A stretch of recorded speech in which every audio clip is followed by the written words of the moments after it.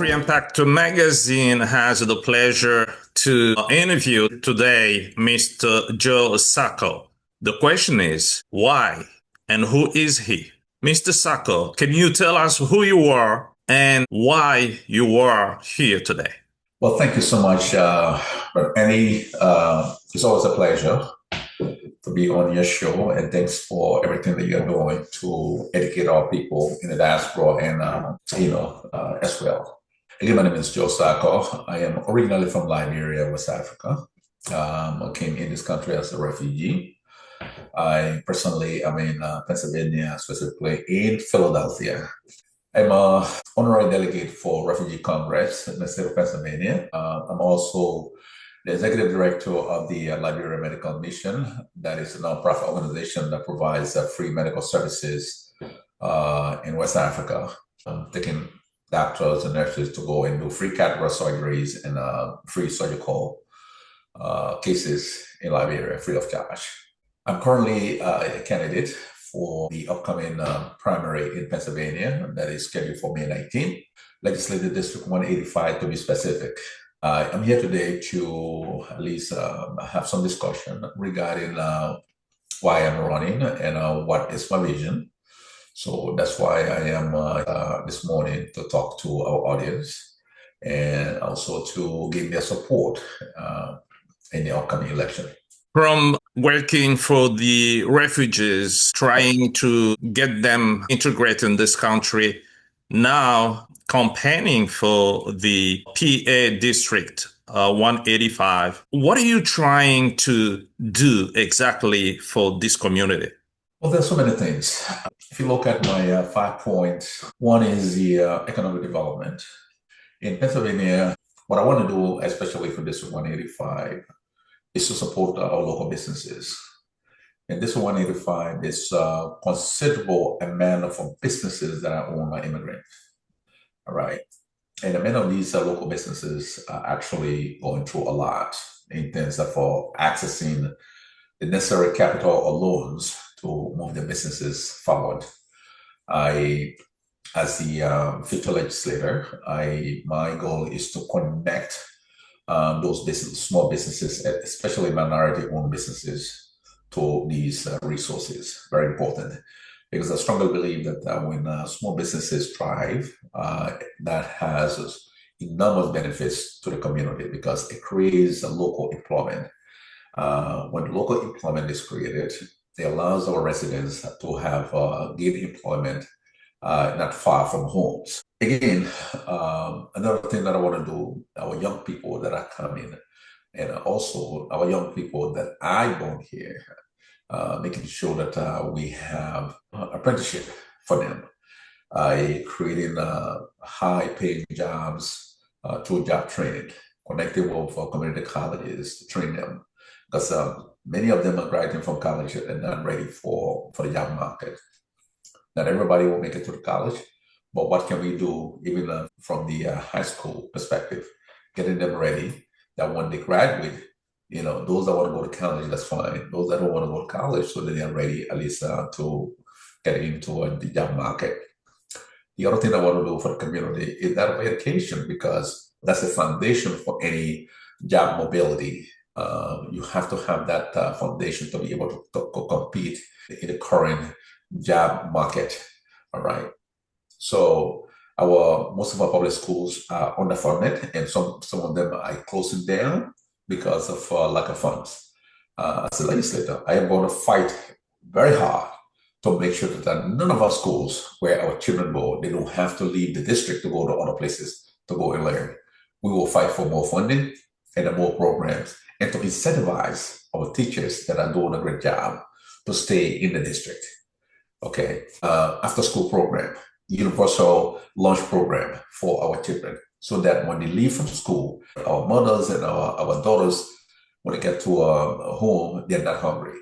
Okay, they're well fed from school. The other thing is the immigration. In Pennsylvania, currently we saw what's been going on in Minnesota. All right, what we saw what went on in Minnesota.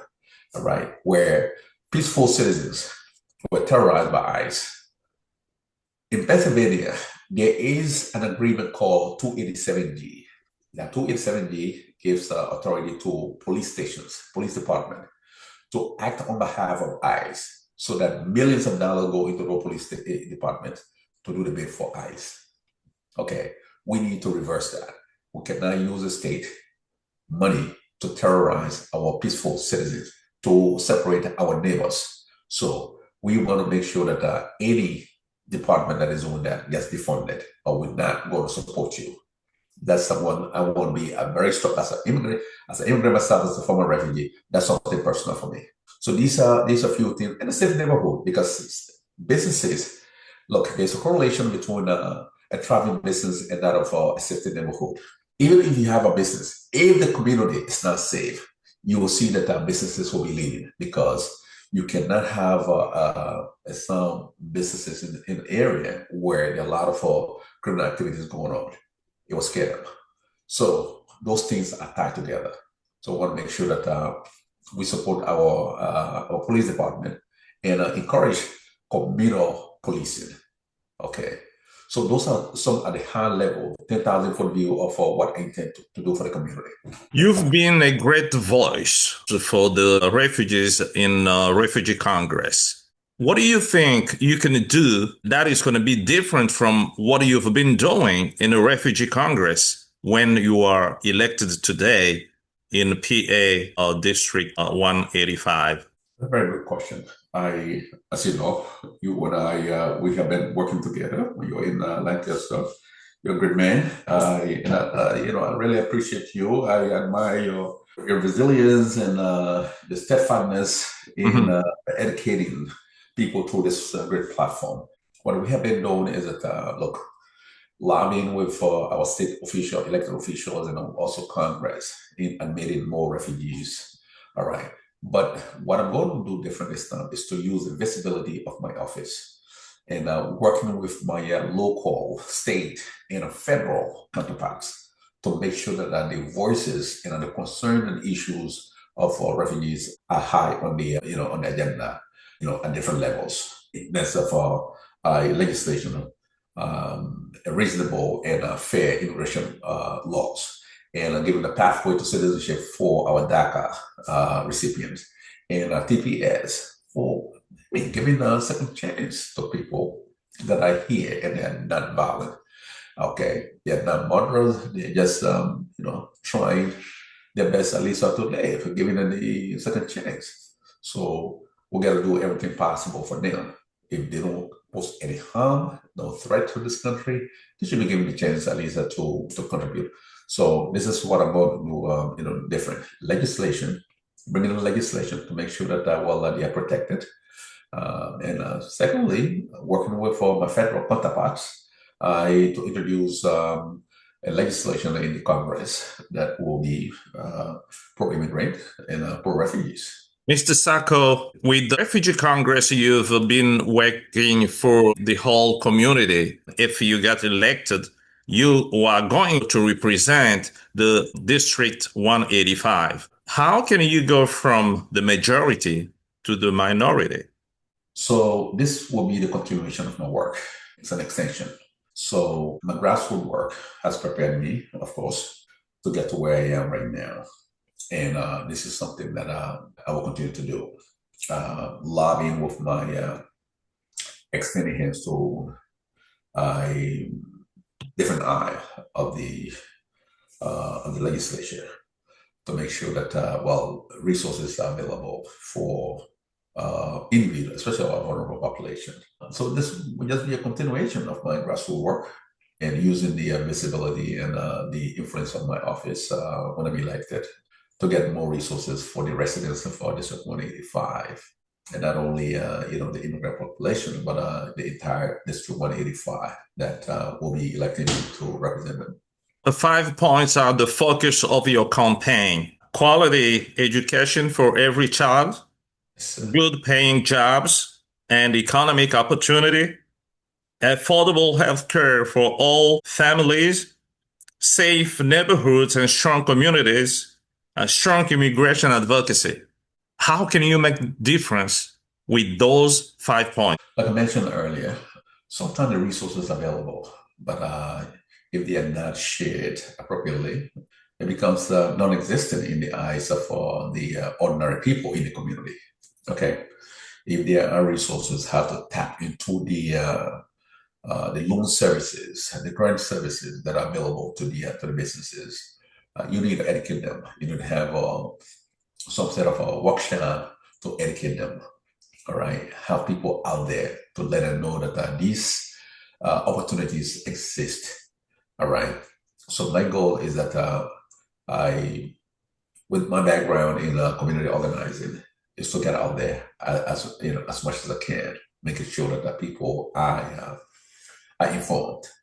Uh, like I mentioned earlier, in terms of economic development, we have so many local businesses.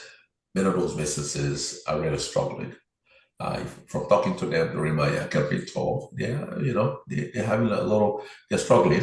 So what can we do legislatively or using other avenues to help them?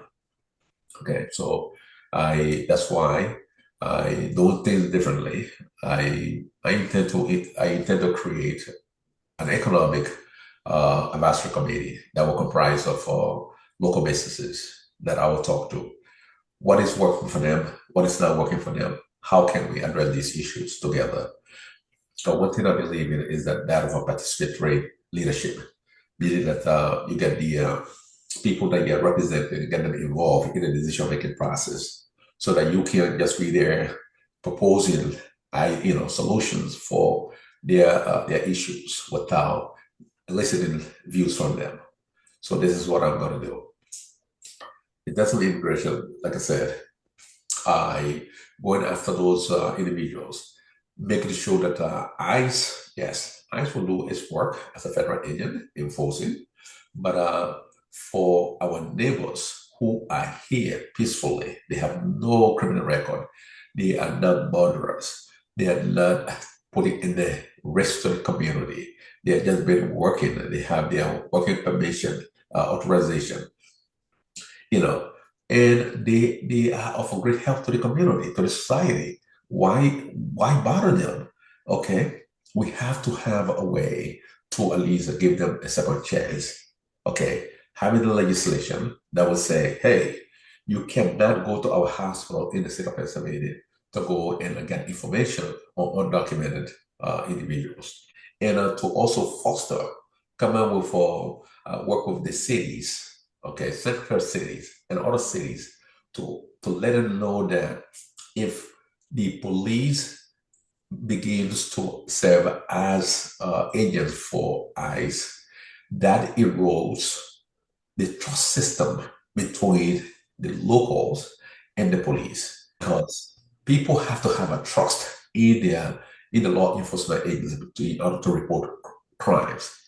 Okay, so what I noticed, even in some part of my district, there are individuals that reported abuse of an immigrant. Some of them went to a Home Depot, and people hired them because they didn't have a document. They carried them, they used them for all day, and came and dumped them and threatened to call ICE on them because they didn't want to pay them. That's not good. That's completely inhumane. All right. So as a next legislator, I want to make sure that these kinds of a barbaric attitude towards fellow human beings or towards non-documented immigrants should be a no-no. Okay. So regarding quality education, look, I strongly believe that the quality of a child should not be dictated based on a zip code. Whether you live in an upland community, a rich community, the quality of your education should not be different from the quality of education that live in a poor neighborhood. Okay, so there should be, that disparity has to be addressed. Okay, so that's why I'm going there to fight to make sure that yes, our public schools do not get underfunded, that more resources should come to them and prepare them for the challenges ahead. Okay, so and therefore, as I mentioned earlier, we need to work together with our police department, and making sure that our businesses are safe. Okay, for them to remain in the district. So those are some of the things that I want to bring. And on top of that, my promise to the residents and to the constituents of 185 is that I'm going to show up for them. I'm going to listen and I'm going to work with them. Okay. I'm not going to be one of those contemporary politicians that only show up during the election after 2 years or after 4 years. You don't see them. No, I will be in the community all the time so that I will show up, I will listen, and I will fight for them. The politicians have the reputation of saying, but not doing. How do you want the community to have this trust that you're gonna do it differently for them? Like I said, this is what going to differentiate me from an ordinary politician. You know, I was telling, I was on a campaign and stuff yesterday, and an elderly person asked me and said, "Well, Mr. Joe, what will make you different?" The reason I've not been voting more than 25 years is that I keep hearing the same thing. I said, "Okay, look, I'm coming into this job with a humanitarian background. All right. So, what will separate me from other politicians is that I'm going to lead with empathy. So, when you have empathy, you always put yourself in the shoes of a. So, my words at that point, your words become your bond. Okay. So, every time you remember that, hey, if I don't do X, Y, Z, I have been there before. I have been relying on the social services before I became at this point. If the government doesn't pass the budget on time, I have been at the receiving end at one point.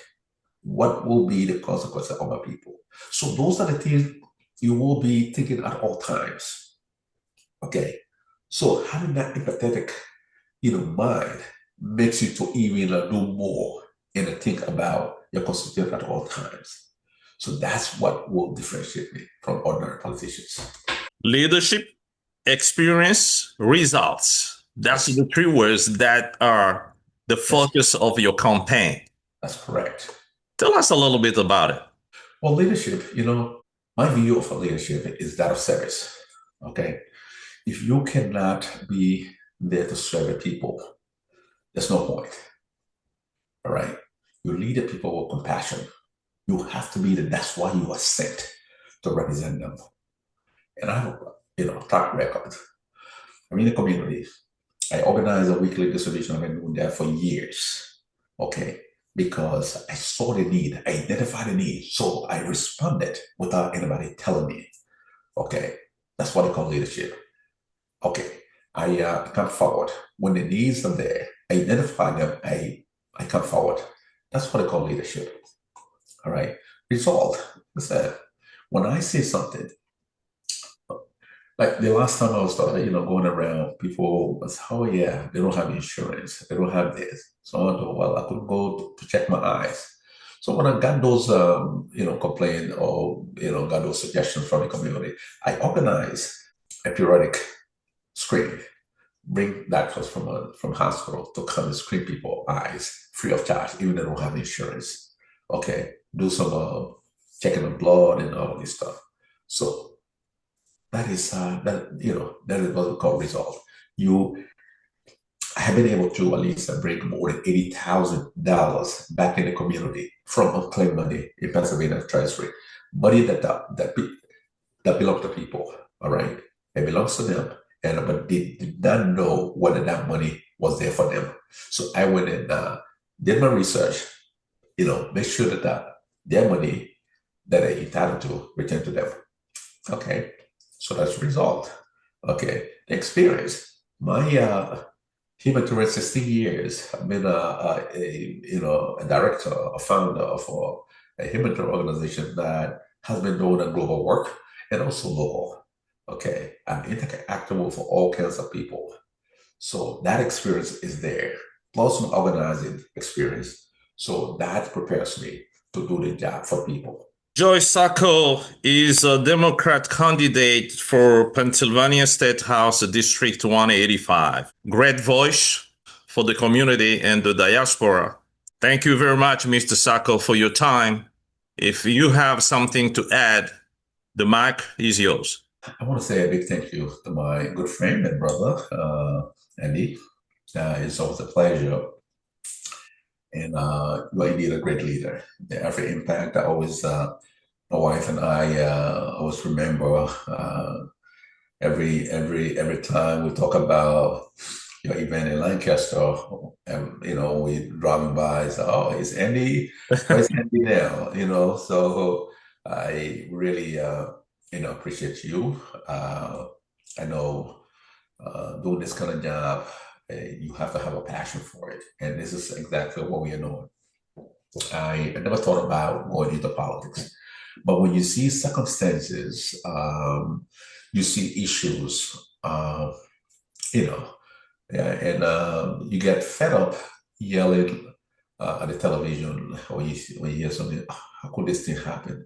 But in order to make changes, you have to be in that system, to do your little part. You may not change all right, but being on the table so that some of the issues that your people are going through, the residents, the district are going through, so that form part of the menu of discussion. All right. But if you're not on that table now, you know, you can yell from now to Joshua Day. That will happen. Okay. So, and this is why we're in this. And I'm doing the people's work. This is not Joe's campaign. It is a people's campaign. This is the movement that have just started. Right. It's not going to stop in Pennsylvania. We're going to encourage all the individuals, whether immigrants or former refugees, at least to have the courage. It's difficult. Sometimes you go to some places, yes, you hear all kinds of things. Yeah, what's about the accent? Where you got the accent? Where are you from? Blah, blah, blah. So, but you got to remain focused. Got to remain focused. And do the work for the people, for the good people of District 185, for the people in the South, South Philly, Southwest Philly, Delaware County, behind the airport, the Essington, Tinicon Township. Okay, I want to be a representative that will be there to listen and fight for them.